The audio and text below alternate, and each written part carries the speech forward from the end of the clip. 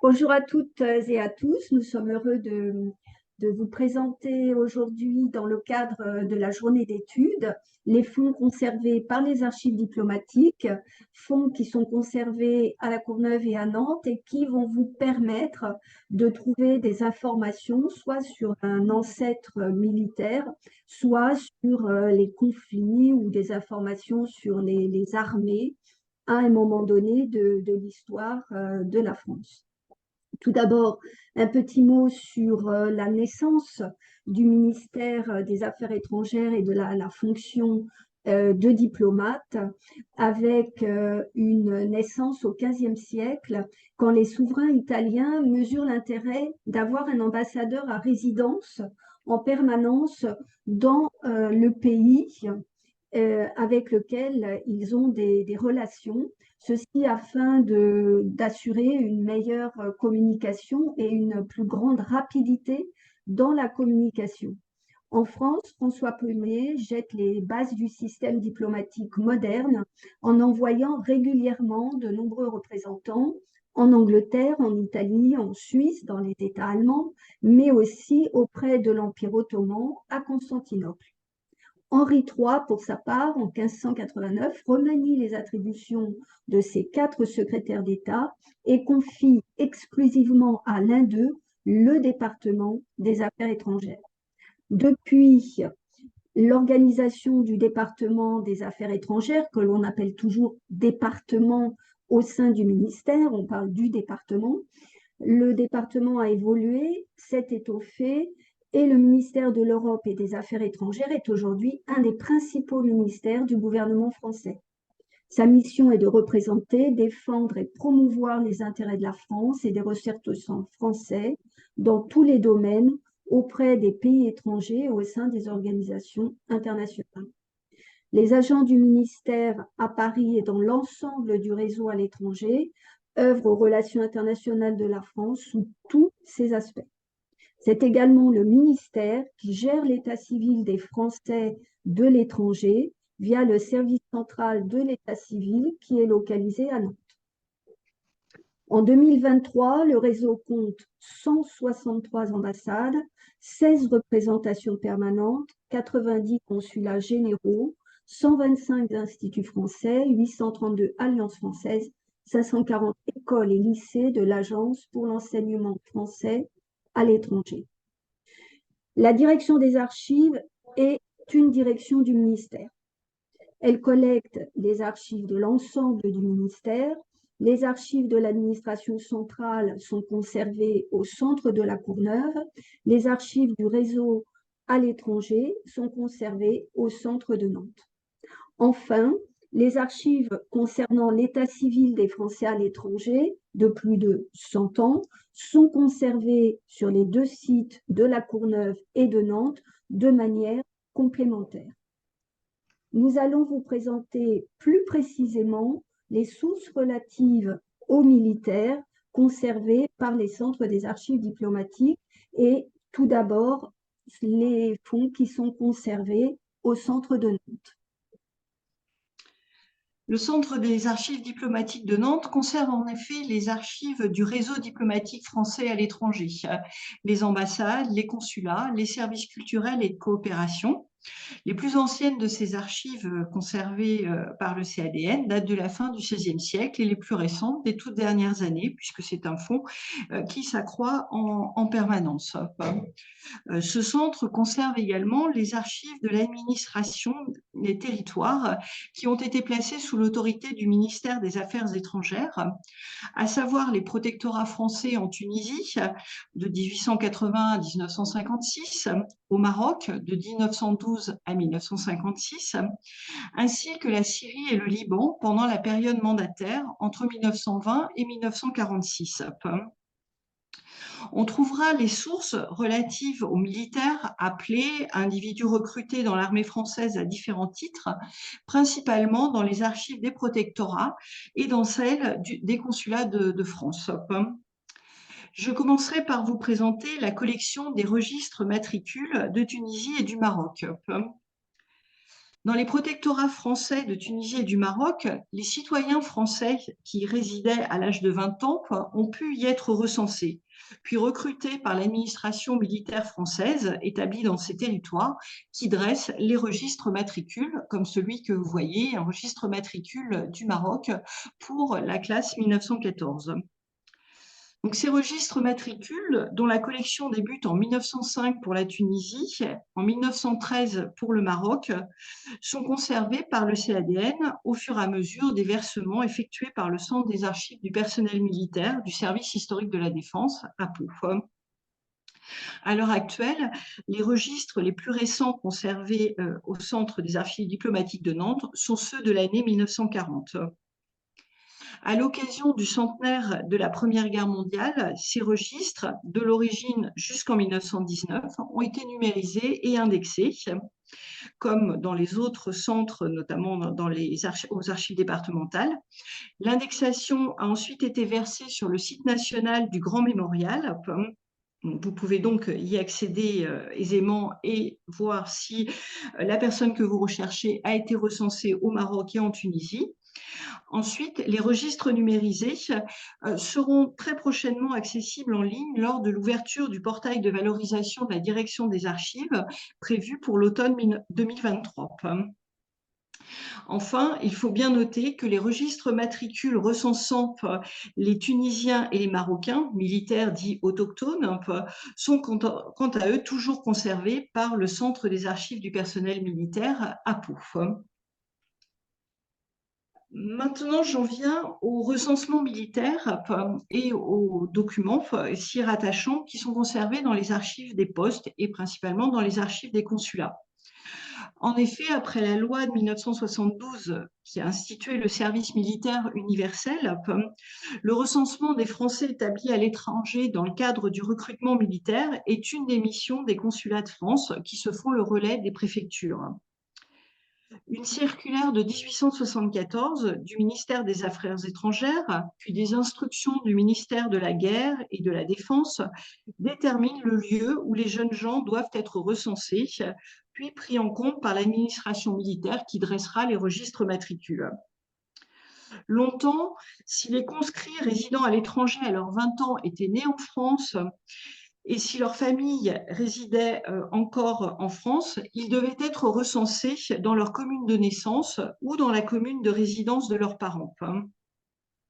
Mais s'ils étaient nés à l'étranger et ne déclaraient pas de domicile en France, ils étaient domiciliés d'office et recensés successivement de 1874 à 1925 dans une ville française qui était déterminée par leur pays de résidence. Ainsi, Le Havre était le lieu de recensement des résidents en Amérique du Nord. Ensuite, de 1925 à 1966, ils ont été domiciliés à Paris. Et enfin, plus récemment, selon les instructions de 1966 puis de 1981, les jeunes gens recensés à l'étranger étaient administrés par le Bureau du service national de Paris pour les classes 1968 et antérieures, puis par le Bureau du service national de Perpignan à partir de la classe 1969. Toutes ces informations et ces dates, vous les retrouverez de manière très complète dans cet ouvrage Vos ancêtres à travers les archives militaires, édité voilà quelques années par le service historique de la Défense. Dans les archives consulaires conservées par le Centre des archives diplomatiques de Nantes, sont donc conservés les documents liés à ce recensement. Des documents qui peuvent être très variables dans leur typologie, dans leur volume, selon les périodes, et bien sûr selon l'importance de la communauté française qui se trouvait dans le pays concerné. On va ainsi trouver des listes de recensement communal, des notices individuelles, qui sont les documents réglementaires analogues à ceux que l'on peut consulter dans les services d'archives départementales. L'unité de recensement de la commune est en fait transposée et se trouve être le consulat, donc comme ce tableau de recensement de Rio que vous avez pu voir. Les notices individuelles sont, ce sont les consulats qui les font remplir aux jeunes gens, et donc on retrouve là aussi toutes les informations requises à ce moment du recensement. À côté de ces documents réglementaires, on va trouver des documents beaucoup plus variés et notamment beaucoup de correspondances relatives au recensement, à la visite médicale qui l'accompagne et à toutes les demandes d'informations qui peuvent être adressées par les intéressés au consulat. Le plus souvent, cette correspondance va être regroupée dans des dossiers individuels, très souvent par période par classe, et peut parfois être extrêmement volumineuse et importante, notamment dans les périodes de conflit, bien évidemment. On va trouver parfois des documents plus exceptionnels, comme par exemple ce livre noir des Insoumis, établi par le Consulat général de France à New York pour la campagne de 1914. On va trouver par ordre alphabétique tous les soldats qui n'ont pas répondu à l'appel avec les informations les concernant. À l'inverse, on trouvera également des registres de personnes qui font leur soumission, c'est-à-dire des personnes qui n'ont pas répondu à l'appel au moment voulu, mais qui ultérieurement se manifestent et régularisent en quelque sorte leur situation. On trouvera aussi parfois des engagements volontaires, alors, soit des Français qui s'engagent à une date qui ne correspond pas à la date de leur recensement, soit également des étrangers qui s'adressent au consulat pour s'engager et qui du coup seront ensuite engagés dans la Légion étrangère. On a par exemple dans les archives du Consulat général de France au Luxembourg des dossiers sur ces engagés volontaires. Donc, il faut, pour rester donc dans ce domaine des affaires militaires et des informations à caractère individuel que l'on peut trouver, il faut également signaler que les consulats participent à la gestion des cimetières et sépultures militaires de leur circonscription. Donc, dans ces dossiers, on peut trouver des listes des soldats qui ont pu être inhumés dans ces cimetières. Les consulats se font également le relais de l'administration des anciens combattants pour toutes les questions liées aux pensions. Là également, on peut avoir des dossiers individuels, parfois en grand nombre, selon aussi l'importance de la communauté militaire qui se trouve dans la circonscription du consulat concerné. Ces fonds consulaires restent extrêmement variables parce que selon les conditions de conservation, selon les dates de rapatriement des archives qui ont souvent été assez tardifs, ils n'ont pas été conservés aussi bien d'un consulat à un autre. La gestion également de ces affaires militaires, selon les périodes, a pu être également plus ou moins minutieuse, et les documents ont été conservés plus ou moins complètement. Enfin, donc, au Centre des archives diplomatiques de Nantes, si l'on élargit la recherche, on peut également trouver dans d'autres fonds des informations sur ces affaires militaires. Si on s'intéresse à l'Ancien Régime et au XIXe siècle, on trouvera par exemple de nombreux documents sur la marine dans les fonds des consulats des villes portuaires, des informations notamment sur les navires qui font escale dans ces ports, et parfois des listes du personnel militaire qui s'y trouve embarqué. Et ensuite, plus généralement, dans la correspondance diplomatique, donc dans les fonds des ambassades, on trouvera bien sûr énormément d'informations qui permettront d'élargir, d'éclairer le contexte général, notamment pendant toutes les périodes de conflit, où cette correspondance pourra apporter des informations extrêmement variées, politiques, diplomatiques, et parfois également encore des informations plus précises sur telle ou telle personne. Ces éléments de contexte, on les trouvera bien sûr également dans les fonds du Centre des archives diplomatiques de La Courneuve. effectivement, à La Courneuve, les fonds anciens, plus particulièrement les fonds des origines jusqu'à 1896, qui sont conservés dans la collection Mémoires et Documents et évidemment dans la série Correspondances politiques, sont des archives qui vont permettre de contextualiser des conflits, des événements militaires, mais également des informations, donneront des informations sur les armées. Alors, à titre d'exemple, euh, pour vous montrer le type de document que l'on peut avoir, voici une lettre du ministre de Choiseul relative au plan de guerre autrichien. C'est une lettre du 6 août 1759. Cette lettre est conservée dans la correspondance politique Autriche, 11 CP Vienne, et c'est le volume 273. Un autre document qui peut également vous intéresser, donc c'est un état des sommes avancé par le trésorier. Voilà. Un état des sommes avancé par le trésorier de l'armée du Bas-Rhin pour la campagne de 1757. C'est un document de juillet 1759 qui est conservé là encore dans la correspondance politique Autriche.